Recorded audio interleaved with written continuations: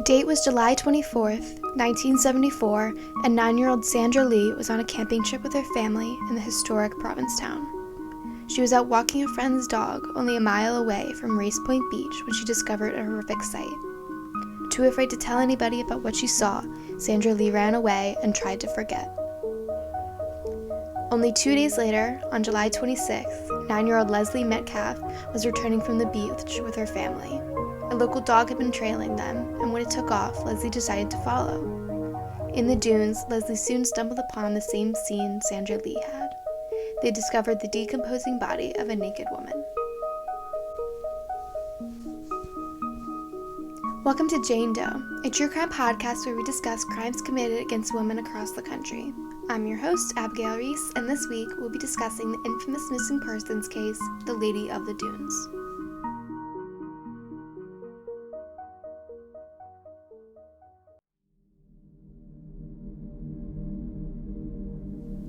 The remains of the unidentified woman were found just yards away from a road. The woman was approximately 5 feet 6 inches tall, 145 pounds, and between the ages of 20 and 40 years old. She was lying on one side of a beach towel as if someone had been lying there with her, her head resting on a blue bandana and a folded up pair of jeans. Her head had been crushed on the left side, and she had almost been entirely decapitated. No weapons were found at the scene, but it was believed that a military entrenching tool was used to nearly sever the head, and a block of wood was used to sexually assault her. A few teeth were missing, which were presumed to be removed to avoid matching dental records, and the hands of the victims were also missing, replaced by piles of pine needles. There was blood in the area, but on closer inspection, it was estimated that the body had been there for between 10 and 21 days before being discovered and was killed somewhere else. The only evidence that anyone else was around was a size 10 footprints that indicated a heavy person was running away from the body. Because of the lack of a struggle shown on the body, police assumed that the victim would have known her murderer or she was asleep at the time of her attack. According to Provincetown Police Chief Jimmy Means, it is likely that the killer drove the victims to the dune in a 4-wheel drive sand vehicle in order to sunbathe. The police worked through thousands of missing persons cases and a list of approved vehicles being driven through the area, yet no matches were found. There were no hotel records or abandoned cars, nothing that would help to identify the woman. The police eventually chose to focus on the victim's dental work in an attempt to identify her. The work was between $5,000 and $10,000 at the time and was of New York style. Details of the dental work were sent to dentists across Massachusetts, published in 2 dental journals, and distributed to organizations such as the FBI and Interpol. But despite that, no one came forward with any new information about the work done. Since her killing, multiple attempts have been made to reconstruct the Lady of the Dunes' face using available technology. In 1980, the body of the victim was exhumed to take blood samples and create an image of her face by making a mold of the skull. Photos of the bust were sent across the country in hopes that someone would recognize the face as a missing person. Again, in 2010, forensic anthropologists for the National Center for Missing and Exploited Children and the Smithsonian's National Museum of History placed her skull in a CT scanner and used facial recognition software to create an image of her face. But despite being distributed throughout New England, no identification could be made. In 2010, the body was exhumed again in order to test her DNA against the saliva of a Colorado woman who claimed to be the mother of the victim. A bone fragment was taken so the police could follow the potential lead, but yet again, it turned up nothing. The body was exhumed a 3rd time in 2013 to get even more DNA, but it still failed to produce a positive identification for the Lady of the Dunes. Over the years, investigators had received thousands of tips, but only 50 of them were deemed worthy of more investigation. None of them brought any new information, but 2 leads stood out above the rest. Provincetown Police Chief James Mead received a tip from a Canadian woman who claimed to have witnessed her father strangling a woman in Provincetown around 1974. The tip was quickly debunked as the Lady of the Dunes was never strangled, and the authorities couldn't even locate the tipster after she moved away. The second notable tip came from a Maryland woman who told Meads that her sister had moved to Boston in 1974 and hadn't been heard from since. But again, investigators were unable to match the dental records. After following a few leads, police developed the theory that because the hands had been removed to prevent fingerprinting, that the Lady of the Dunes was actually a criminal. In the late 1980s, authorities briefly believed that she was an escaped convict named Rory Jane Kessinger. Running away from home at the age of only 15, she robbed banks under 5 different names before she was arrested. Kessinger soon escaped jail in Plymouth and had been missing ever since. She even matched the description of the Lady of the Dunes, as she was between 5'6" and 5'8", and between the ages of 25 and 35 years old. But in 2000, DNA was tested and didn't match that of Kessinger. Over the years, multiple theories had caught the attention of investigators, but all of them had eventually been debunked. In 2000, convicted murderer Hayden Clark confessed to the killing of the Lady of the Dunes.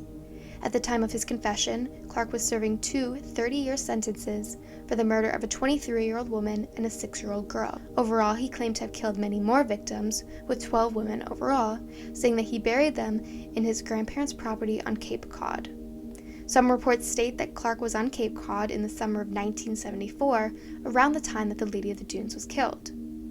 After a police search of his grandparents' property, no human remains were found, although they did find hundreds of pieces of jewelry that belonged to Clark's known victims. In the end, Clark's confession wasn't believed by investigators. There was no hard evidence found to support the claim, and after Clark was diagnosed with paranoid schizophrenia in 1985, investigators had even more reason to doubt him.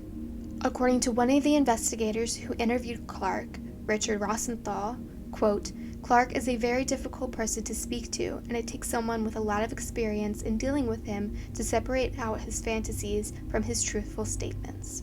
End quote. Another popular suspect was famous Boston mobster James Bulger. After Bulger was arrested in 2011, witnesses reported spotting him in Provincetown in July of 1974.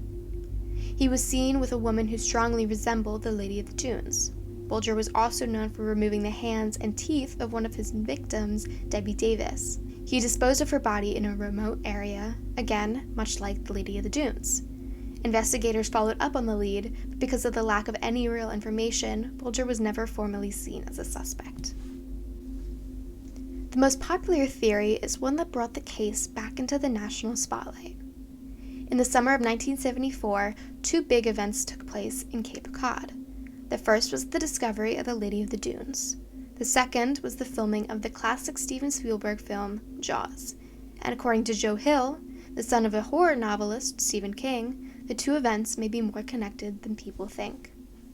In an August 2015 blog post, Hill gained national attention for his theory that before she had died, the Lady of the Dunes appeared as an extra in Jaws. After taking his 3 sons to the 40th anniversary screening of the movie, Hill, who was familiar with the case, noticed an extra in the background who he claimed strongly resembled the unidentified woman. Hill specifically highlights a moment 54 minutes and 2 seconds into the film during a crowd sequence set on the 4th of July. There you can spot a young-looking woman with brunette hair wearing a blue bandana. According to Hill, she bore a startling resemblance to the sketch of the unknown victim. The scene was filmed about 100 miles away from where the body was found and was filmed only 2 months before the body was discovered. As the filming of the movie attracted a lot of local attention, it wouldn't be surprised if the victim had been there. It is also unlikely that the studio records would be any help in identifying the extra. When the filming of Jaws took place, extras weren't as meticulously tracked by the productions as they are today. When a retired detective of the case was asked about the theory, he responded by saying, quote, "Do I think it's her? I don't know.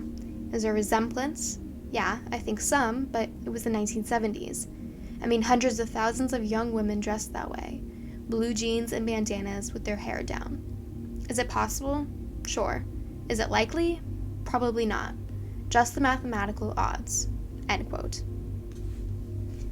In recent years, prosecutors on the case have been examining new methods for the use of DNA evidence and genealogy to generate leads in the 45-year-old cold case.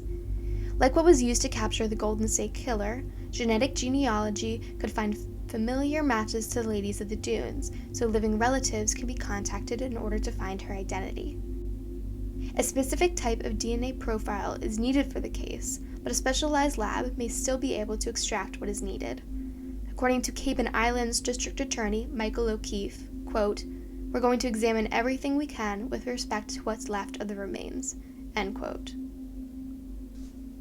While the identity of the Lady of the Dunes remains unknown, her body is currently buried in a Provincetown cemetery under a headstone that reads, "Unidentified female body found Race Point Dunes, July 26, 1974.